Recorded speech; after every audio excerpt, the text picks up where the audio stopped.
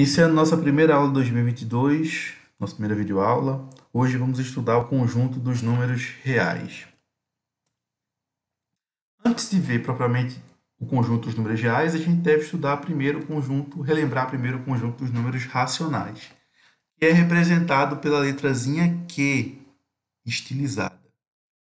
Então aqui, ó, onde é que aparecem os números racionais? A gente pode ver os números racionais, ó, na fração de uma figura. Por exemplo, aqui a gente tem uma figura dividida em 4 partes e somente uma das partes está pintada.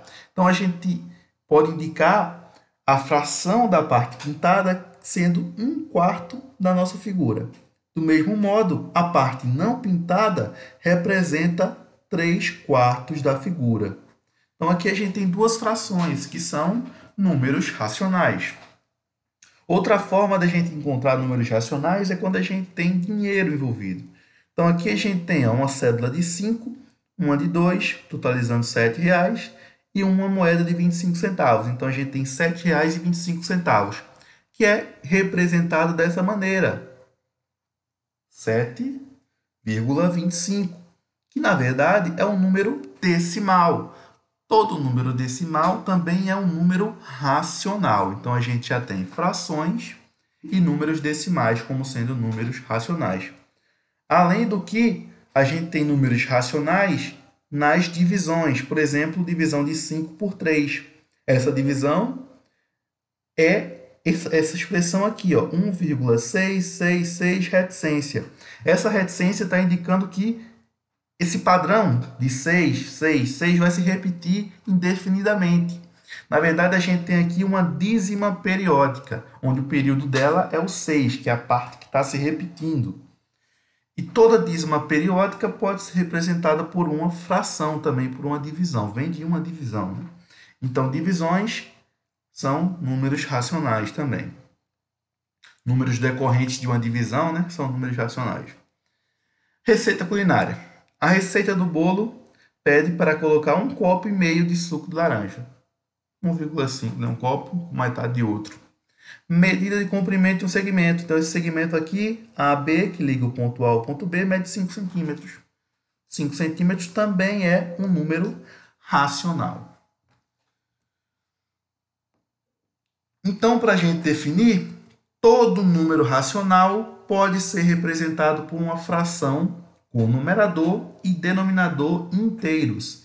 E o denominador tem que ser diferente de zero. Então, essa é a definição de número racional. É todo aquele número que pode ser escrito por uma fração com denominador e numerador inteiro e o denominador sendo um número diferente de zero. Vamos lá. Então, a gente pode pensar da seguinte maneira. O conjunto dos números naturais, a gente tem 1, 2, 3, 4 reticências, é infinito, né? Eu posso representar esses números por uma fração? Posso, basta dividir todos eles por 1. Então, o conjunto de todos os números naturais são também números racionais. Do mesmo modo, os números inteiros. Os números inteiros, né? Para a gente recordar, menos 2, menos 1, 0, 1, 2, reticências, faltou reticências aqui também. Esses números inteiros também podem ser representados por uma fração com o denominador igual a 1. Então, os números inteiros também são números racionais. Então, para deixar bem claro, o conjunto de todos os números racionais é indicado pela letra Q e ele é representado de tal maneira que o conjunto dos números racionais é x tal que x pode ser escrito como uma fração, a sobre b, com a e b números inteiros e b sendo diferente de zero.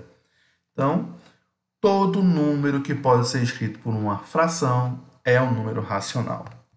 Já os números irracionais, no conjunto dos números irracionais, que é representado pela letra I, estilizado, a gente é diferente. Então, a ideia de número irracional. Existem números cuja representação decimal é infinita e não periódica. Lembra que número racional tem que ser infinita e periódica, tem que ser uma dízima periódica, que vem de uma fração. Já aqui a gente tem uma dízima infinita e não periódica, não se repete, não tem um período claro. E que, por isso, não são números racionais. Por exemplo, esse númerozinho aqui, 0,101, 001, 0001, 00001, 00000, aí de novo, ia vir um 1 aqui. Perceba aqui, ó, a cada intervalo de 1, o número de zeros vai aumentando. Então, não tem um padrão aí. Então, esse número não pode ser representado por uma fração. Logo, não é um número racional. Então, a gente classifica ele como um número irracional. Esse númerozinho aqui também, 2,71, 72, 73, 74, reticências, continua, seria 75, 76, 77, 78, por aí vai. Também não é um número irracional, não é um número racional, porque eu não posso escrever ele como uma fração. Então, ele é um número irracional. Então, aqui ó, tem representações decimais infinitas e não periódicas. Eles são chamados de números irracionais. No primeiro número apresentado, a parte decimal é formada pelo algarismo 1, seguido de um algarismo 0, depois o algarismo 1, seguido de dois algarismos 0 e por aí vai. No segundo número, as casas decimais também são finitas e não é possível determinar um período para elas. Assim, a gente pode determinar o seguinte, pode definir o seguinte: todo número irracional é todo número cuja representação decimal é infinita e não periódica, né? Então, número racional é aquele que a gente pode escrever como uma fração. E número irracional é aquele em que a sua representação decimal é infinita, mas não é periódica, ou seja, eu não posso escrever ele como uma fração. Exemplos aqui. Vamos ver outros exemplos. 0,42 é um número racional, né? Eu poderia reescrever 0,42 como sendo 42 sobre 100, uma fração. 0,42 com esse pontozinho aqui em cima. Esse pontozinho aqui em cima indica que esse 2 é o meu período, é o número que está se repetindo na minha dízima periódica. Então, também é um número racional. Eu posso escrever ele como uma fração. Já esse outro, 0,42422422, aí viria um 4, e depois mais 4, 2. É um número irracional. É um número infinito, mas não tem um período. Então, eu não posso escrever como uma fração. Outros exemplos de números irracionais são aqueles formados por raízes quadradas de números primos. Por exemplo, a raiz quadrada de 2 é irracional, a raiz quadrada de 3, raiz de 5, raiz de 7, raiz de 11, raiz de 13 e assim por diante. Toda raiz quadrada de número primo é irracional. Um outro número irracional importante é o número π. Diz o seguinte, ó, em qualquer circunferência, a divisão da medida de comprimento da circunferência, ou seja, o comprimento dela, dividido pelo dobro da medida do raio, o dobro da medida do raio significa o diâmetro da circunferência, tem como resultado o número 3,14, 15, 92, 65, assim por diante. Esse número é um exemplo de número irracional e é representado pela letra grega π, porque é um número importante, por isso que ele tem uma letrazinha para representar ele. É o número que vem da divisão do comprimento da circunferência pelo dobro do raio, ou seja, pelo diâmetro, né? Em qualquer circunferência, se você pega a medida do comprimento dela e divide pela medida do diâmetro, a gente sempre vai obter esse número, π. Com o auxílio de um computador, já foi possível terminar 1,2 trilhão de casas decimais do número π, sem que se tenha surgido um decimal exato ou uma dízima periódica. Então, o número π continua sendo um número irracional, né? Então, aqui vamos ver uma aplicação dessa noção aqui. O raio da roda de uma bicicleta mede 25 centímetros. Qual o comprimento da circunferência dessa roda? Vamos utilizar aqui, no caso, o valor de π, geralmente é utilizado como sendo 3,14, mas também pode ser utilizado 3,1 ou somente 3 como valor de π.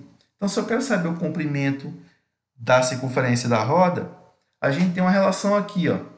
A relação é a seguinte: o comprimento da circunferência dividido pelo dobro do raio é igual a π. Então, a gente pode concluir o seguinte: que o comprimento da circunferência de E uma circunferência é 2 vezes o raio vezes o númerozinho π. Fazendo essa continha aqui, a gente descobre o comprimento da circunferência. Já que eu sei o raio é de 25 centímetros. Então, o comprimento da circunferência vai ser 2 vezes 25 vezes 3,14. 2 vezes 25 dá 50. 50 vezes 3,14. Então, o comprimento dessa circunferência vai ser 50 vezes 3,14. Que é 157 centímetros, aproximadamente, né? Porque, ó, eu estou usando uma aproximação para o valor de π, porque eu não sei quantas casas decimais tem aqui, são infinitas casas decimais. Então, eu estou aproximando por 3,14. Tá? Então, essa foi a nossa aula de hoje, introduzindo o conjunto dos números reais.